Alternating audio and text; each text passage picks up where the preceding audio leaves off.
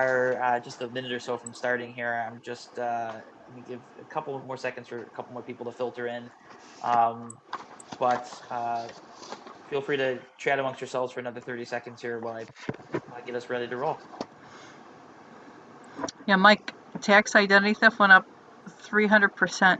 As I said, welcome to New York. And welcome to another edition of BNSME programming here on this lovely Friday afternoon in the middle of February. Happy Valentine's Day to everybody. Um, so today I have the privilege and the honor of introducing my good friend Mike Cardus to all of you for this presentation. He This is the bio that he wrote. He's a nice guy. That's not the whole thing. Whose whose focus is on making work better through organization development practices. Today, Mike will be sharing ideas about better process and more profits, and in a very somewhere between abstract and specific way, how to leverage sales and marketing integration. Um, Besides running his own consulting practice, Mike serves as an expert in residence for the Buffalo Niagara Partnership and is the senior facilitator, of the CEO program of the United Way of Buffalo and Erie County. Mike has supported organizations in various ways, from meta-analysis of complexity and roles within the U.S. Air Force to community development with Niagara Falls, New York residents, to decrease social isolation through their voices and experiences while receiving health care.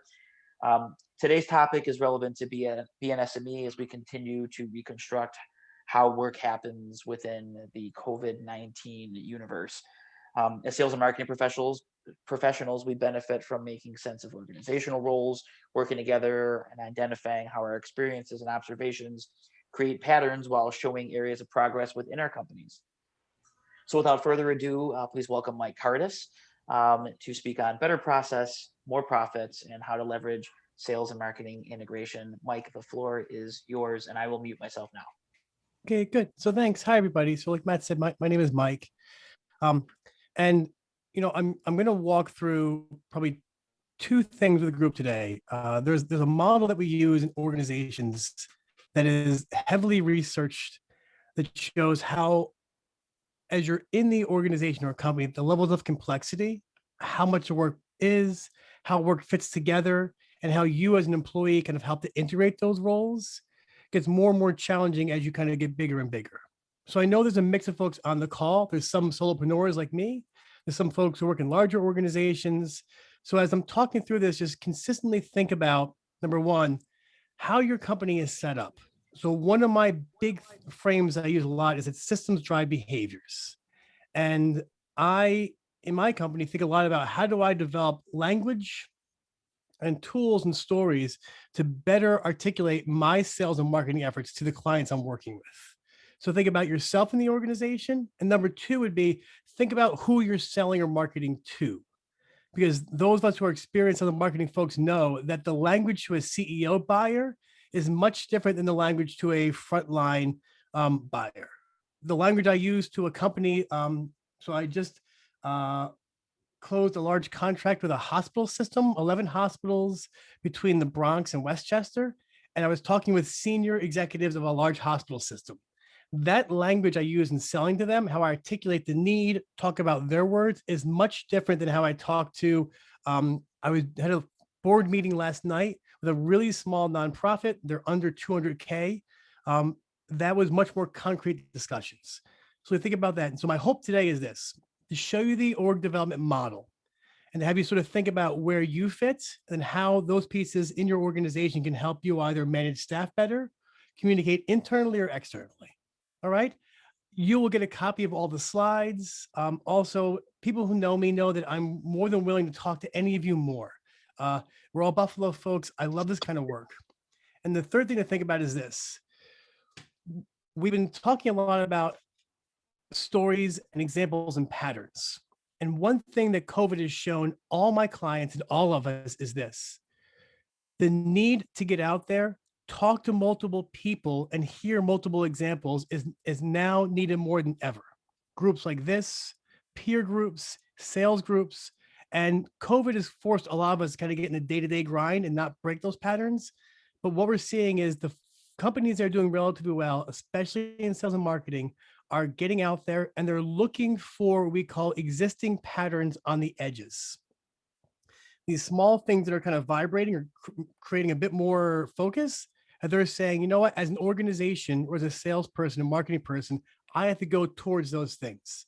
And you'll see from the model I'm going to share, part of that also is where you sit in the organization and how you view or make sense of your work. All right, so I'm going to go for a bit. There'll be time for questions. And I will share all these slides with the group towards the end. We're not going to go through all these slides. We're going to go through a couple of these, though. All right. So this is my typical sort of org development talk. And when we think about this as organizations, we say the reality is like your company, sales and marketing, business development, whatever it is, will move as high as the ability to handle complexity of the team managing the work. And by complexity, what I mean is a number of variables that are tossed at you, number of variables that are part of the system and how you make sense of those. So let's think about like right now we're looking at sales funnels, marketing outreach, shifts in environment, customer needs, internal needs, all those things add weight to the work. And as we're developing this model, we think about it as like a skeleton. So I use my son Elliot as an example. So my son Elliot, for example, has cerebral palsy, which is he's disabled. And with that, the issue is he has spasticity in his legs. So here's the example. We realized that when he was younger, we had an operation called a selective dorsal rhizotomy. The fancy way is saying it helps the spasticity in his legs be fully able to move. We do recognize, though, that with some kids, their skeletons, their internal structure grows faster than their muscles can keep up. So think about the organization. If your skeleton grows too fast and your internal operations aren't keeping up with the skeletal growth, you cause what we call constraint. You hunch down, you get squished. If you aren't robustly operating at each layer, you have to fix things. And that's what this model does. So it's complexity piece. So here's my first piece. I'm going to ask you this. And I'm going to go back to this in a second. So when we think about this work comes from a guy named Elliot Jacks, who I'm a big fan of. Currently, this is not too bogged down to pieces, but it's looking at this. And complexity is a big part. And we've seen right now from the COVID-19 crisis that complexity is increasing. So as sales and marketing folks, how we identify the trends and the environment and what's out there is really important. First question is this. So in the chat box, those of you who have seen it before, answer if you want to, it's fine. What do you see in this image? Just in the chat box, type out what you see in the image. I'll give you like 30 seconds. Go.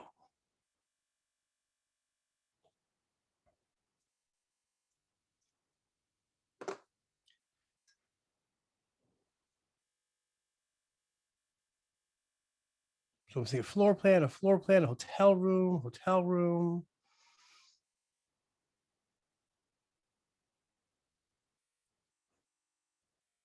Good, room schematic, good.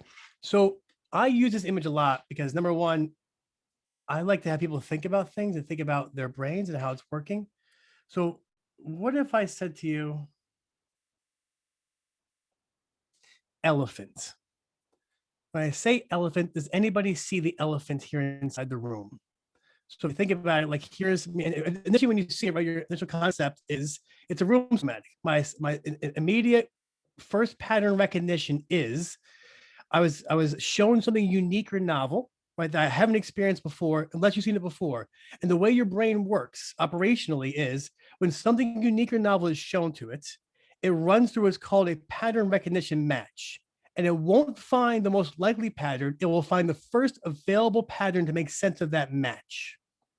So think about that in your sales examples. So when you're sharing examples of something novel to somebody new, or you're marketing a process and they're not used to it, they won't run through in their brain logical sense. They'll run through the first pattern match they can think of to make sense of what you're telling them. So the example of stories and exposure and knowing these things is important. So if you think about if you don't see the elephant, here's the trunk, like here's the eyeball, here's the ear, here's the feet, here's like the saddle. So we use this for the elephant in the room analogy. So I like it. All right. So this piece, I'm going to get to the content now. So if you think about this, think about two things. Number one, you as a person and the organization. And this applies to the groups. We're going to walk through it a little bit. we call these things in the organization, think about layering, right? So we have like frontline folks, managers, directors, VPs, it moves up. Now, those of you who are in smaller companies, those of you who only have maybe 5 employees, 2 employees, 10 employees, you're going to recognize really quickly that you need to fill multiple levels in the organization to still offer support, which is harder on you. Those of you who are in larger organizations will recognize that you have these layering principles and they may not be filling the value they're supposed to be. So what we found through this research is this. Inside organizations, sufficient layering for complexity, for getting work done and integrating goals depends upon separation of the work and also separation of how things gets done. And you'll see as I go through this. So think about this. This here at the bottom, we're calling stratum 1, frontline work. Stratum 2 would be like managers, more complex work. 3 would be like directors. 4 would be like vice presidents. Stratum 5 is above would be like CEOs of small organizations. And as a salesperson, a marketing person, the way I think about this is, who am I meeting with in the organization? How do they view their environment? What stories do they tell? How do they think? And how can I better match my sales and marketing process to those pieces? On the other end, Mike Cardus, the solopreneur, I think about, how am I developing my systems and my integration to better support my company long-term? So here's a rough breakdown. And I'll talk more about these, but essentially here's the way it works. And this is the way that we look at companies laid out. And the reason we have this is that work has to get done. So normally frontline work, right? We call stratum 1. These would be smaller companies, solopreneurs. What we use to measure them, there's a measurement we call time span. And time span is what we call the longest goal to be achieved inside that role. So let's say, for example, Carlucci is my manager. Okay. Thanks, Matt. You're a great manager. And Matt says, Mike, you know what? We are rolling out a new CRM. And I say, oh, that sounds like a nightmare. Shut up, Mike, make it work. And I say, okay. And you'll say, Mike, I want you to work out for me, follow these procedures. When a new customer comes in, log them into the CRM, capture their address, put them in an active lead. These are the procedures you will follow as a frontline sales guy with the CRM process, right? This work here, 1 day to 3 months. What does this mean? The longest goal Matt will expect me to accomplish is between 1 day to 3 months, right? So I might have a 3-month sales cycle or a 3-month project that's looking at a project focus. That's the work. And inside that, we say, inside this role, that's the amount of weight or complexity that can be handled. So what do? They follow procedures, right? Their big focus is on pace and quality. Their value to the organization is quality. So when you think about frontline sales guys, they offer quality. If things are going wrong, that's because your leads aren't good, or it's because your qualifications aren't appropriate, or they aren't out there hunting and bringing enough qualified leads to get the work done. So if you are a sales manager and you're going, hey, you know what? We're getting really poor quality leads. Your frontline staff don't have proper procedures or they aren't lined up. Also, you need to be careful about this because, again, the work they can handle about 1 day to 3 months. Moving up, this be stratum 2. Now, it says manager, but you can also have subject matter experts who aren't managers who can handle this level of work. Stratum 2, we call these managers. Typically, their work is longer. So here we're looking at 3 months to a year. And what that means, again, in this role, the work they're handling. So again, Matt's my manager. Matt's work is 3 months to a year. Maybe not, but in this example, right? That means that he's developing processes. Meaning, okay, so we have we're taking over a new region. My director tells me that I have to get all my sales staff able to handle regional sales in Wyoming. I need to learn the process for inputting people from Wyoming in the system. I have to figure out what's the process for that for work to make sense, and then translate the process into procedures for frontline staff to follow. Why does this matter? If you are a salesperson and you're working with longer sales projects or longer leads, the 3 months to a year is important. Because again, if you are only able to handle inside your current workload 1 day to 3 months, you're not going to have the more complex work taking place. You're not going to develop processes. So those of us who are small business owners, if you've gone through like the UB Center of Entrepreneurial Leadership or any other programs, right? It's the work on your business, not in your business talk. And the reality is that you say, but I am my mother's thinking business. This is my business. You got to develop processes to get things done. And we know in a marketing in a sales and marketing pitch, the company that has stronger processes is going to beat the company that only has procedures every single time. Moving up, this is getting larger. And I think some of you are probably here. Stratum 3, we call these directors. This may be like your experts who are out there. They typically do work that's 1 to 2 years. So we can think about rolling out a new product, right? So to roll out a new product from beginning to end is probably an 18-month process, from conceptualization to marketing to development to prototyping to A/B testing to market creation. That's about a 1 to 2 year process, because to make a product is a lot of work and a lot of upfront money. Even if you're rolling out a new service, your new service says you have to figure out what the service is, how it's going to operate, what your market's going to be, how you're going to sell it. All those pieces take time. And the time span helps us figure out, can that person handle that work inside that role? So for example, now Carlucci is going to hire me. Let's something different. Lindsay is the CEO of Company Awesome, right? Lindsay's going to hire me to be a director of something. And Lindsay says, okay, Mike, you're going to come in, you're going to be our new product development person, marketing these new products to the Asia Pacific market. And I'm going to go, okay. And she'll say, Mike, I want you to work out for me an 18-month sales and marketing plan that will ensure that we cover the following goals in the Asia Pacific markets. And I'll go, awesome. And now that's my time span task to work on. 18 months of work to develop that plan, to put it into practice. So you see how the work gets more complex, but it also gets larger.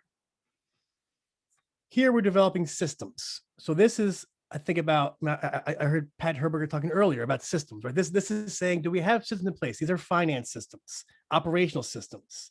If you're a marketing person, these are your inbound funnels, right? These are your, how do I capture leads that come to my website, convert them? Do I have a system for conversion? And then once the conversion comes in, what's my process to move them into from potential to, from lead to potential? And then what's my procedure to close that deal? You see a funnel through? Meaning this, if you are a sales director, the more time you're spending doing process and procedure work, the less time people are creating systems to ensure the company can stand up and be robust. That skeleton again, they got to stand up. If people who are in your organization, if you have multiple people, you may not, but if you have a manager team, and you've experienced this, who is not big enough to develop systems, meaning they can't think through a year to 2 years, they can only focus on the short-term concrete work, everything constricts and things slow down because nobody's developing the systems. I'm going to move forward in a second. Here's how it ties back to patterns and recognition. Each of these layers has different talking points and different stories.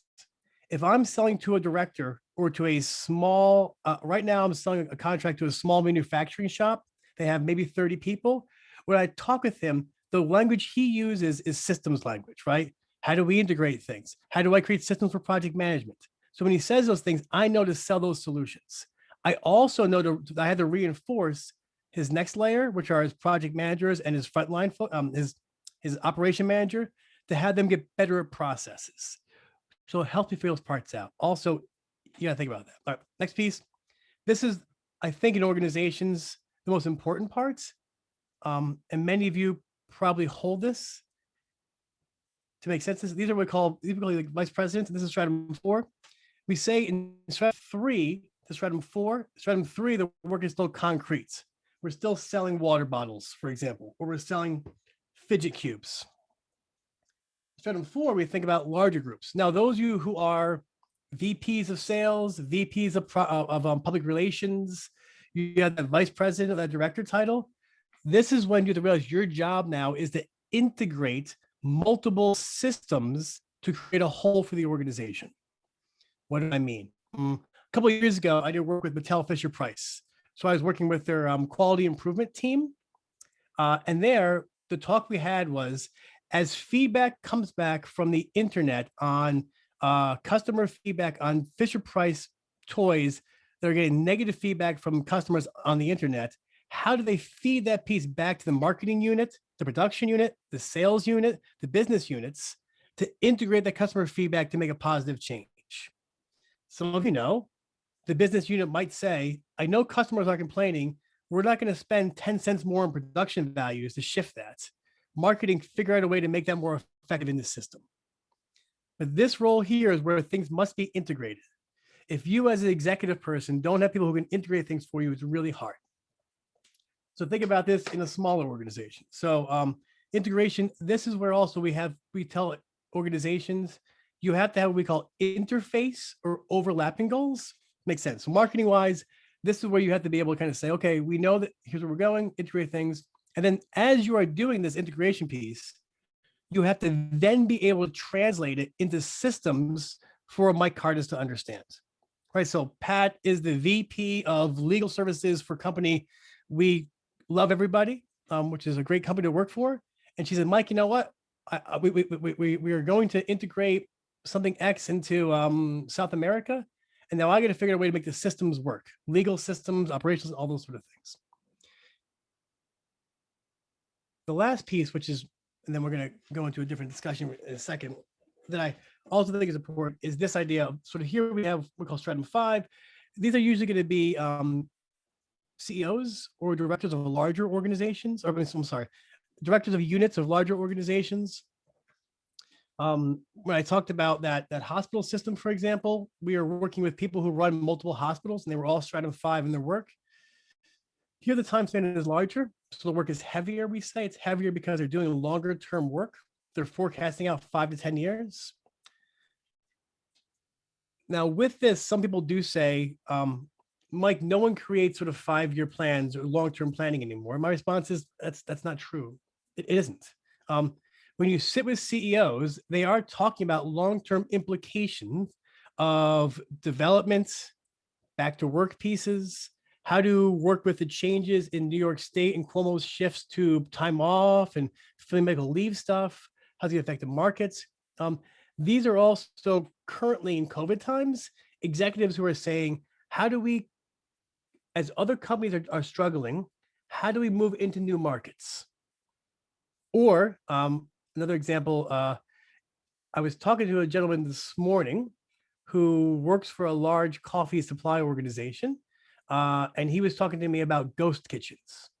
So what we're looking at with COVID right now is in the food supply industry, which has been hit pretty aggressively by COVID. That executive team is saying there's these things called ghost kitchens, which aren't kitchens full of ghosts, which would be kind of cool, but it isn't. It is a place where food goes and it's prepared and it's packaged and then shipped off to the consumer as needed. Another example would be, I read yesterday about Facebook. So Facebook now is currently creating an app which is similar to Clubhouse. Clubhouse is like an audio app. So why am I saying this? They're saying, hey, reality-wise, this is a trend we're seeing. We have to build that trend and get there ahead of the competition. So here at this level, we create clear, compelling vision, relevance in marketplace. The overall value to the org is viability in the marketplace. So this is when I think about the sales and marketing stuff and the org development piece and the patterns, this is what I think is important, is understanding that these parts are all here. And when I think about like my work, so I run a small company, you know, I'm under $500,000 in sales. Like I do market viability thinking, I create these integration pieces, these parts are here, but ultimately I don't have folks to help me out, but I have to think about this. And the patterns that we talk about and the patterns we see are mainly, again, what sort of stories are being shared at these levels of work and how do we see things? And we're gonna go into question discussion in 1 second. The one thing that I want you to think about is this, though. Your value in developing the outreach piece, understand these parts, is actually listening and trying to find people who are at that level of work. What stories are they sharing? How do they talk to each other? What experiences are they putting in place to make you better understand, here's how their work looks? And I think about this even from sales and marketing perspective, is how do we ensure that as an organization, the skeleton is standing up as high as it possibly can? And the growth is going to happen with the sales and marketing piece by being able to at least minimally put the systems in place. There has to be some kind of process. And when we think about sales, so I lost another contract to a different hospital unit to a large consulting company. And it happens, right? Because reality wise, like I'm a one-man shop. The large consulting company probably came in at 3 times my proposal, but they are able to shift the context in their favor because they have better marketing and sales. And that's because they have integration and compelling vision systems to help them articulate that in the market. And that's helpful. So I keep thinking about this, and this level of work also shows as we're thinking about how do we integrate things and bring the employees in to develop systems and operations. So I'm going to pause here and ask this. Are there other questions or areas I can sort of better explain before I move on to the next part of this short presentation? Mike, there's one question, more of a comment from Lindsay. Lindsay, do you want to just go ahead and unmute yourself and just ask it or say it? Yeah, I don't know how beneficial this is to the whole group, but when I look at those charts, I initially think of what competencies or skills are required to be effective in those different levels, you know? So the question was more like, you know how some people do better, like give me the play and I'll go run the play. And then at certain levels in the organization, like you have to design the playbook, right? So where does that level of autonomy kick in where I'm no longer going to give you the play and you just run the play. I need you to help me. Am I making sense? Because I think what happens is we sometimes have mismatches in our organization, both sales and marketing, where people are in over their heads or they haven't developed those skill sets yet. And now we want them to go devise a system or integrate a system. And they're like, I don't know what that is. Like, I don't even know what you're talking about. So that's where my head was going. But if it's not relevant to the discussion, we can talk offline. Yeah, I mean that is the Peter principle, right? At the core of it, the Peter principle. A guy named Lawrence Peters, 1960s, wrote a book. Peter principle essentially states that within any hierarchy, individuals will get promoted to their highest level of incompetency, right? And it's okay. So when we think about those layers of work, I'm going to go back to the picture in a second. It's oftentimes being thoughtful to say, how much work can this person handle? And one thing we do know is interesting is that we can only articulate through our words a small percent of what's going on inside of our brains, right? So the brains are moving, and then we can only sort of write down a small bit of what we can articulate with our words. So when I'm looking at this in organizations, I'm asking questions. So I'll think about, like, if for a frontline manager, I'll say this job requires you to do work that may take 3 months to a year. Have you accomplished a task that takes 8 months in the past? And they may say, I don't know what you mean. I'll say, well, walk me through the kind of work you did. Mm-hmm. And it helps to better understand that framework, because the one thing we can look at is those time spans and the measurements. And if people do fall apart, there's indicators, which is another workshop. But I'll use one quick example because now you brought me to this. I was working with a small, about $4.5 million for-profit organization in Buffalo. Good company, solid long-term success, strong sales team. Their sales director or sales manager, I would put him probably around a level 3. So he was able to do, 1 to 2 years of work, able to create good systems, strong guy. He unfortunately had to leave the company quickly, sudden departure. All right, so that's good. Company maintained sales. They brought in a new sales director who was, what I'll say, too small for the role. And immediately the following things happened. The sales director started creating policies that shrunk the work, started micromanaging the employees, the sales guys. I'm using guys as a general term here, sorry. But the sales team that was there for a long time felt they were being squished. Additionally, the sales manager started to tell the CEO who came from sales, I don't want you at my sales meetings anymore because you make it harder for me. And the CEO, being a good CEO, was like, okay, I'll let you run things for a while. Let that happen. Within a year, the company lost $1.5 million in sales. So those of you who have been in sales know what that happens, right? The system fell apart. Things level set to that person's skill sets, right? It's intuitive, but like things snap down or snap up. If someone is too big for the role, let's say they hired someone really great, things would have snapped up pretty quickly. We can almost measure that. So they lost about $1.5 million in sales. Finally, the CEO, who saw the issues early on, terminated that sales director They brought somebody else in. It took the company about 2 years to get back to 4.5 million. Wow. Now, again, you may think it's a long time, but the time spans bear out. A bad decision at that level of the organization will impact 2 to 3 years of company liquidity. Why? Systems, process, sales cycles, integration, things don't move that fast. Does that Thank make you. sense? That's super duper helpful. Yep. Thanks. And what I'm trying to say to the group is that your chart is not just like an org dev kind of like fancy thing. It impacts us, and it impacts like when we make Oh, yeah. the wrong hiring choices, or if we put people in roles that they're not equipped for, or when we're looking to bring on talent and stuff. So Yeah, it's also a way to say like, currently in the organization, if I'm a salesperson, and let's say like Elizabeth is my manager, the question I would ask is, how close are our goals? So I'm going to go into a different page to sort of stay there. This should work.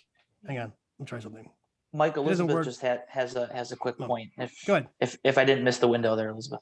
Yeah, no, Matt, Mike, to Lindsay's point and to your point, these things are not just internal as far as what's happening inside your sales and marketing organization. It's also happening externally. Now that we're in COVID times, we still have 6 to 8 people on a business to business decision, sales decision or buying decision being involved. And when you are not considering the director role, when you're not considering the manager role, when you're not considering the AVP role, you know, each one of those roles brings a different group of sales and buyer needs to the table, right? So you can be doing great when you're talking to the end user. You can be doing great when you're talking to their direct manager. And then when you get to the director level, maybe your marketing isn't good for the director level. And maybe of the 5 or 6 or 8 people that are making that decision, if your marketing or your sales is weak on one of those key levels, you're not going to get the sale.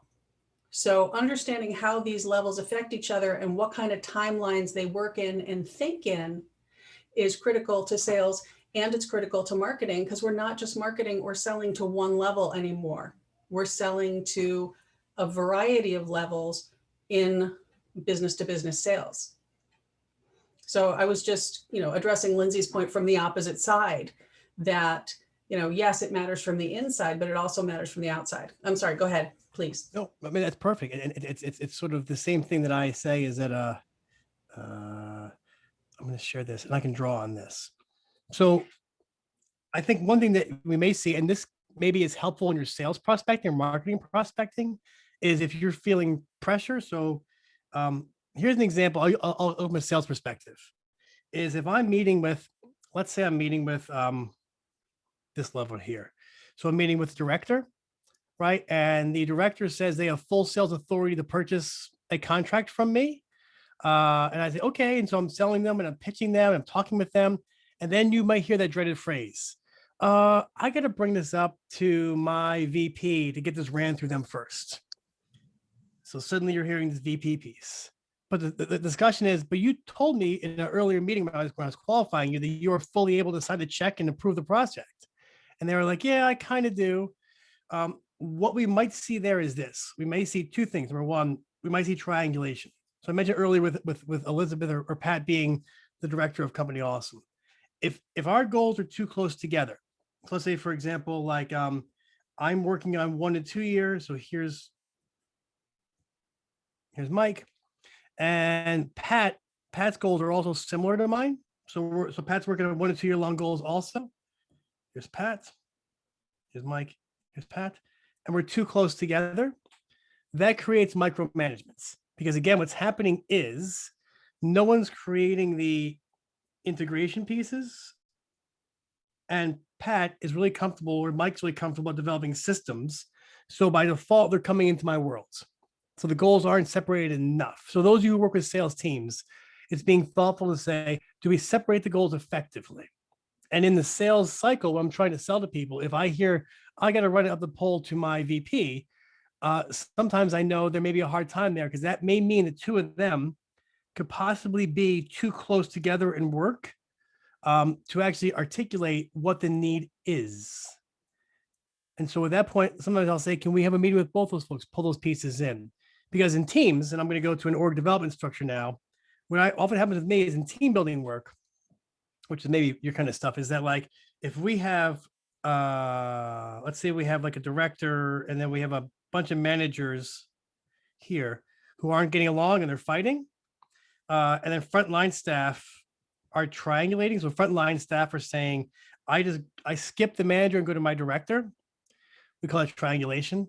And oftentimes it's happening because there's a good chance that the frontline manager, your sales manager and your sales staff, their goals are too close together, right? Meaning that like, I want to be so involved in the procedures that I'm not able to develop process to support my team. And even worse, then the frontline staff says, why the hell do I need you? And they level jump the manager to get to the director because the director makes decisions. That clustering is what we call triangulation.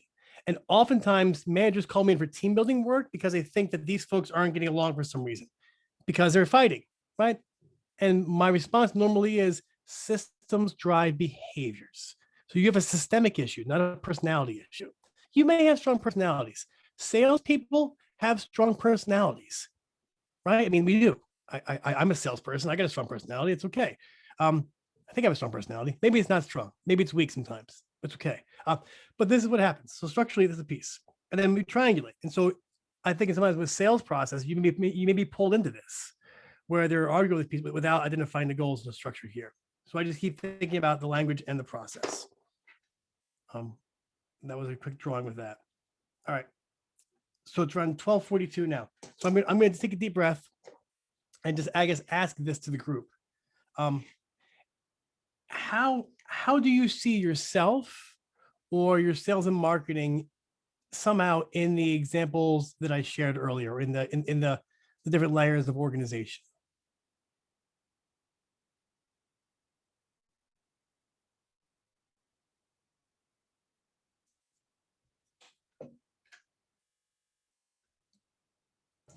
How do you see yourself or the work you're currently doing reflected in the levels of organization that I shared? Mike, can you ask the question differently? Like, Maybe. can you ask us either a specific internal question or a specific external question? Because I think our levels are different depending on whether we're looking internally or whether we're looking at our work with clients. Sure. So with your work with clients, it's a sales and marketing group. So when you're trying to sell to clients or sell anything, in what ways do you see the work with sales and marketing, I guess, externally being reflected in what I shared? I'll jump and say that what I see is that I need to consider at a minimum the first three levels when I'm selling, because I need to be able to tell the story of what the end user situation is going to look like. I need to be able to tell the story of how the process is going to be affected. And then I also need to address how it makes the system stronger and more effective. And that is my minimum sales story, because sales stories are always about what changed, why do we need to fix it, and what is the benefit of fixing it. So those three things, right? Immediate outcomes, processes, and systems. I have to address those three things every time. Yeah, and I see Bill Andrews also mentioned in the comment, he said, I am crossing too many lines up and down, still too lean. And I'll share, that's with Bill's point, and I think with Elizabeth's point, I'll share one thing. The leanification of, or the flattening of organizations, I think makes sales and marketing much harder. And here's why. Executives or people who are in sales benefit from hearing multiple examples of multiple stories in the environment, and then in their brains, they make sense of multiple parts of information. So I was talking to Matt yesterday. So I run this CEO group at the Buffalo Niagara Partnership. And one of the greatest things I get out of that is being in a room with 15 or so CEO level people all different sizes, and hearing all their stories. I, as a salesperson, benefit from that only because I get to hear multiple different experiences of the Buffalo market in different ways that helps me in my stratum 4 brain integrate those parts into a whole to say, what do I do with those stories? Let's use an internal example. Let's say you're leaning your organization, you're cutting staff out. Let's say I see, let's say Ed. Hey, Ed. I see Ed in the corner. Let's say Ed has 4 direct reports, right? Awesome, Ed. And those 4 direct reports all see the market in different ways, and they're all telling Ed different stories of the same thing in their perspective. Ed's hearing 4 different unique stories, and he can see patterns inside that. And those 4 people probably also have 5 or 6 folks they talk to, and they're hearing more examples, more stories. Because as a manager, as a salesperson, you benefit by the amount of stories you hear in the market and how you make sense of those things. That's your world. Hearing multiple parts making sense. If suddenly Ed loses 2 of those direct reports and only has 2 direct reports, he now hears half as many stories. And what Ed may start doing is superimposing his story, how he sees things, on those 2 people. Now, those 2 people lost their story because now it's Ed's story. And now they say, WTF, why am I here? And they feel apathetic because Ed's story is now being pushed on them. And so with the same thing with Bill's example and Elizabeth's example is, I think COVID in a negative way, reductions in force, leading down to staff, is going to hurt the amount of stories we have in organizations and the chance to see patterns change. So it was a weird example, but that's a big part of, I think, sales is hearing those multiple pieces of how folks see the work out there. All right.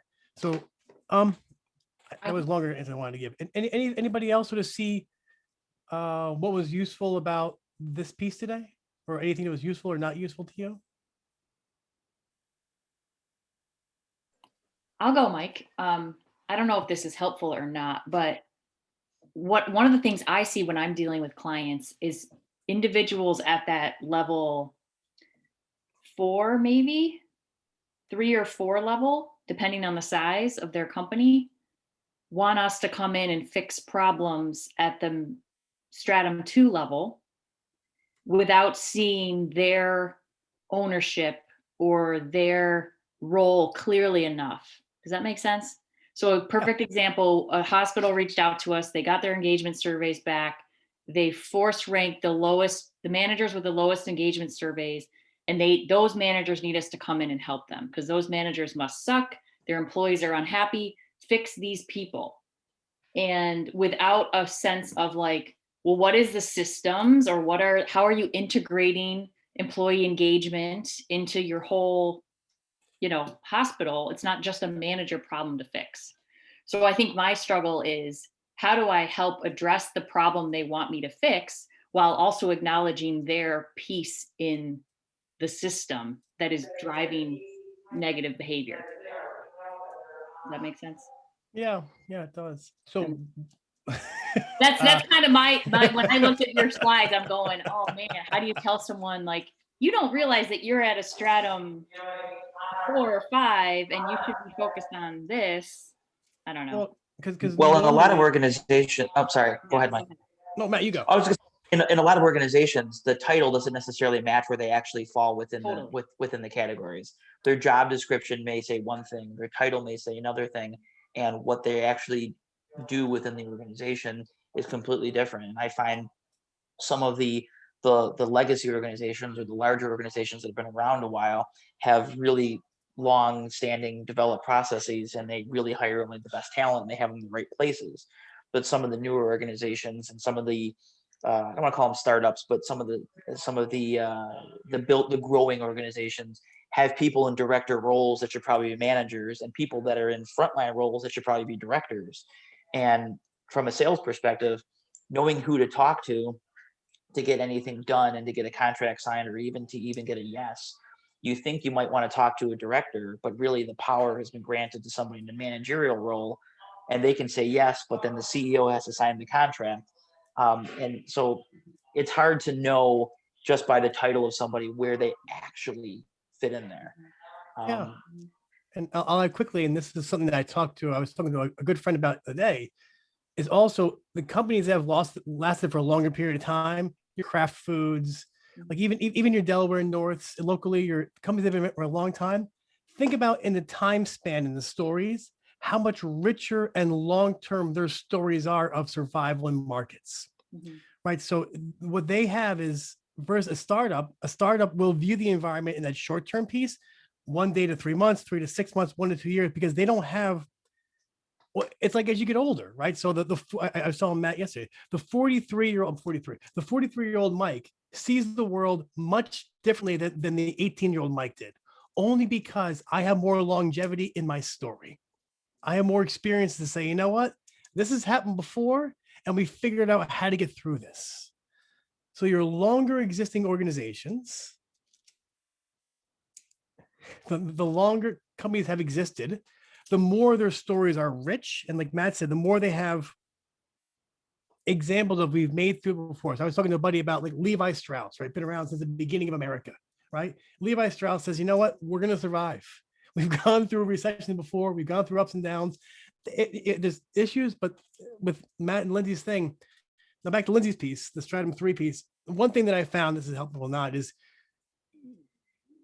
you can't point that out, right? It is a sales thing. It's like you get in where you can get in, and then you sort of articulate the story in that piece, and then you begin to reflect back to the executive group that's Stratum 3 folks, where you can make some systemic changes. And you because the last thing folks want to feel is threatened or embarrassed, or to say, hey, the reason things suck here is because of you four around the table. Now, if you have a lot of bravado and you have written a couple books, you can probably do that. But a guy my side, I can't swing that kind of language. I won't get the contract. Maybe I will, but I wouldn't. But some of it also is when you address, this made sense when you made this decision, but the way I see things now, you may want to move in a new direction. So you're not indicting the decision from before. You're trying to point out, hey, it's time for a new decision. So sometimes that can help you shift towards, you need to eat some crow. And I want to also mention that Bill Andrews made a good comment too. It says, we have tenured people retire, etc. The loss of story is very real. And it's interesting. So I think that's the point. That relates to that story you told me yesterday, Mike, about that organization that had a long-standing salesperson. Oh yeah. Leave, and they didn't realize the ramp up to getting back to that profitability was going to be so long, because they had somebody that knew the organization inside and out, because they lived through the ups and downs of it. Yeah. And one thing too that we use with those time spans is sort of 1 to 2 years, 2 to 5, 5 to 10. When I'm working in organizations, I'll express to them that the decisions that are made at that level will take about that long to see if they were a good choice or bad choice. Right. So I think about like, let's say that I choose to, let's say I'm a local healthcare provider and I want to open 3 new buildings, right? The time span to see was that a good choice or bad choice may take 3 to 5 years to kind of say, is it profitable? Is it part of the process? But how you make sense of that is by integrating multiple systems to make that work out. And that's a challenging thing. So are there any other sort of, I guess, questions or sort of final comments, likes or dislikes about what I shared today?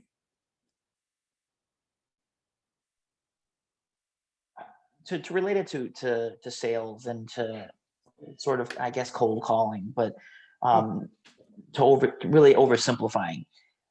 When you reach out to an organization, once you actually get somebody to answer the phone, how do you know if you're in the right place? How do you know, like, from the way the person describes their job description or what they talk about, if you should be talking to somebody over them, under them, somebody who's under them that should be over them, et cetera? You know what I mean? Like, how do you really figure out who you should be talking to within an organization? And this may be a very out there question, but it feels like something that I think all salespeople kind of want to know the answer to. And it makes sense because in COVID, systems have changed, right? So people who used to be our targets aren't our targets anymore because they have different stuff on their plate. So yeah, I think that's a great question. How can you tell what system they're in? So this may get a little philosophical, so you can pull me out of the clouds in a second, okay? The way that we are able to understand this is sometimes how people articulate their language, how they go through examples and challenges. So my work inside the Air Force was actually measuring people's responses to arguments and how they articulated responses to passionate areas. So gays in the military, legalizing drugs. The way a person articulates their argument is how you can sometimes figure out where they are inside those stratums. So I'll use an example, and this is not to be mean or pejorative, but stratum one thinking normally is relatively concrete and clear, right? Matt, you said do this, I did this, therefore I didn't get the outcome. It's this or this, right? So it's relatively concrete. The words they use are not too abstract. Water bottle. They don't. The abstraction of language and the stories they tell their peers are concrete. I go to work, I crank out 15 pieces of X, Y, and Z. I take my hat off, I punch out, I go home, I have 4 beers, I fall asleep, right? Which is what I do sometimes, honestly. But the language is relatively concrete, and you can hear it, and you can hear the way they describe their work, right? So, what do you do every day? I go in, I get a pile of materials to crank through. I crank through the materials. I clock out. Work is done. Thank you very much, right? That's sort of what we call stratum 1. Stratum 2, you're going to hear a bit more of a nuanced argument. We call those, they use and. So this and this has to happen to kind of get the work done, so the developing processes. So I'd say if Matt Cole calls me and he goes, Mike, tell me about your work. I'll say, well, the reality is I have to, inside my work, close deals, and when I close deals, be able to develop procedures to help my employees get work done.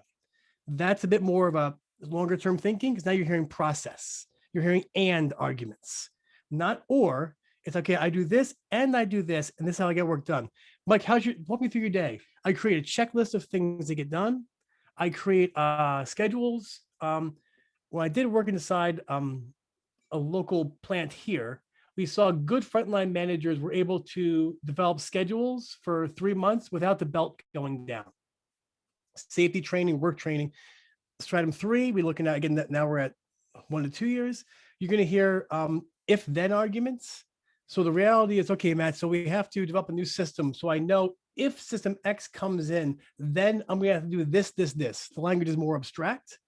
They're going to say things like, I'm working through my QuickBooks, and I know that if we shift some of our accrual to cash flow, I'll be able to kind of work in the accounting piece in the following back end, this, this, this. Or I know that if we tweak if I have a sales funnel, and if I do more A/B testing and I put more pressure on the link being at this point versus this point, I can figure out the system to create better flow through on the back end. That's what I would call level 3. That's systems thinking, because they're saying if this piece moves, it's going to affect these pieces here. So I'm going to tweak these pieces and they affect this part. You're getting more conceptual here. Stratum 4, note that's integration. There you would hear more we call parallel connections, which is kind of weird, but they'd say, all right, so I know I'm the director of North American sales for Mike Cardus Inc., whatever. So what I had to do is, before I move forward on this, I have to hear from the business unit president, person X, person Y, and we got to figure out how do we integrate all these multiple parts to figure out what we're doing. So you're going to hear integration goals. Well, before I go forward, I want to talk to the ops manager and make sure that lines up with his goals. Or right now in our long-term plan, this doesn't line up with our strategies going forward. So therefore, we can't utilize your sales skills. Moving up to level 5, which would be like conceptually CEO levels. That's where they're going to say things like, well, I know that we have FMLA changes. I know Cuomo gave us 7 extra days off. I know they're going to increase minimum wage. I know all these things are rules we got to play with. We got to figure out how to remain viable and make profit in our market in the next 6 or 7 years. So they're going to be really abstract. They're going to say we have government rules, state rules, restrictions. They won't feel constrained or like chained by those rules. They'll say things like, we have to learn how to work with those rules and how to dance, or not how to play, but how to dance or work with those things to make sense of our company moving forward. So the language and the way they articulate how they see the problems can quickly help you figure out where they're seeing themselves in their work. Does that make sense, Matt? Kind of. No, exactly. I think one of the biggest pieces of sales is questioning. And I Yes. think, thinking about where I align that questioning or how I present that questioning to sort of find out a little bit of information about what they do, not so much about what their problems are, because a problem from above can affect below, and I could be talking to the wrong person but still hearing the same problem. Yep. So maybe finding a little bit about where they fall in the organization, not necessarily asking them, do you have the authority to talk to me? Yeah, that Um, would but because that's a defensive question, right? It's almost saying, I mean, right. you're almost saying to them, hey, so I thank you for your call today. Hey, I have a couple of solutions that may work for you. Can you just walk me through a bit about like how your workflow operates? Or when I'm meeting a client, normally my clients are warm, right? They've already found me, they've contacted me, they've read some of my stuff. They're already warmed up leads. Like I don't have very many cold leads in my work.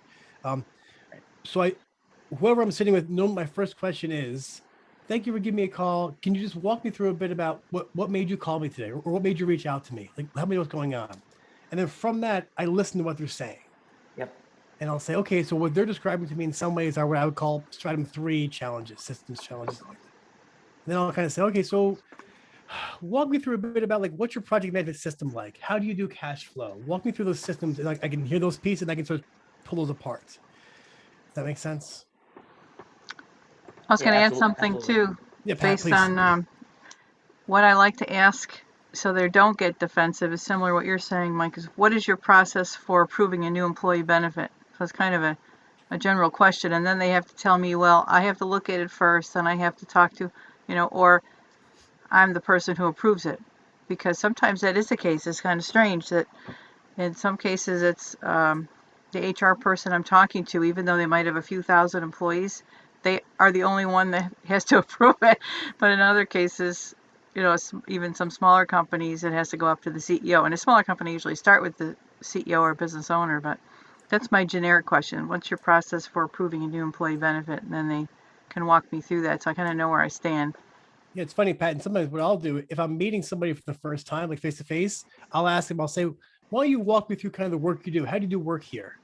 And normally I can tell somebody, I'm being a bit philosophical here, but I can tell somebody maybe in a role they feels over their head by the examples they give me. So if someone says as a manager, they go, here's a big long list of everything I do every day. I'm like, I know you do work every day, but just walk me through like what's your strategy, what's your process, what's your operational things. And that helps you figure out where they are in the organization, also where they are personally, which is also part of selling, right? Is trying to figure out where the person personally feels overwhelmed or challenged.